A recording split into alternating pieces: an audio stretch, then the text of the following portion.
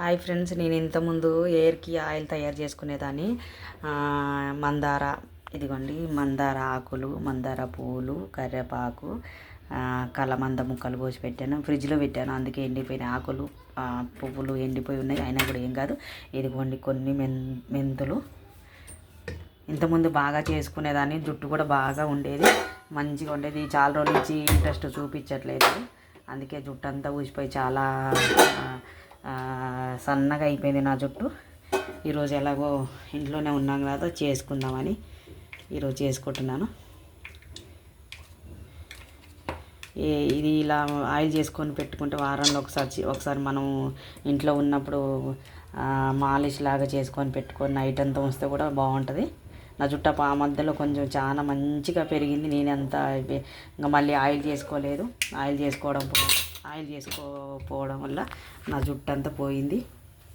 మళ్ళీ ఫ్రిడ్జ్లో ఉంది కదా, సరేలే ఇంట్లోనే ఉన్నాను కదా అని ఈరోజు తయారు చేసుకుంటున్నాను ఆయిల్.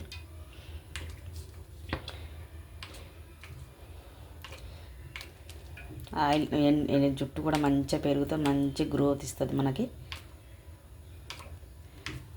పెద్ద డబ్బా కూడా ఒక డబ్బా అయితే సరిపోద్ది. నేను చిన్న ఉన్నాయి కాబట్టి 2 వేసుకున్నాను. ఇదిగోండి మెంతులు వేస్తున్నాను కొన్ని.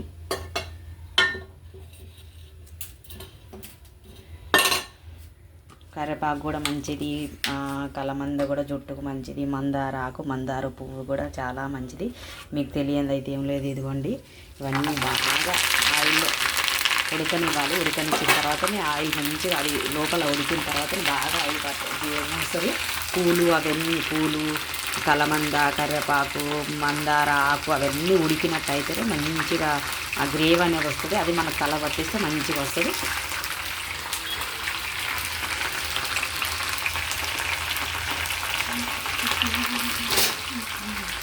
మీలో ఎంతమందికి ఇలా ఇష్టం కామెంట్ చేయండి. నేనైతే బాగా చేసుకుంటాను. నేను చాలా చేసి పెట్టుకున్నాను కానీ ఈ మధ్యలో చేయట్లేదు, సరిగ్గా ఇంట్రెస్ట్ చూపించట్లేదు జుట్టు మీద. అందుకే జుట్టు అంతా పోయింది నాది.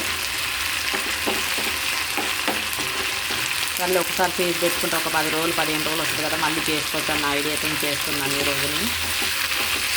ఎందుకండి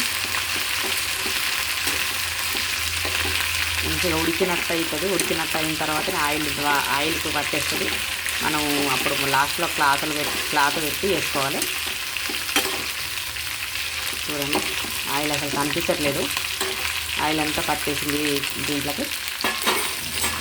చూసారా? మీలో ఎంతమందికి ఇలా చేసుకోవడం, ఆయిల్ అప్లై చేసుకోవడం ఇష్టం కామెంట్ చేయండి.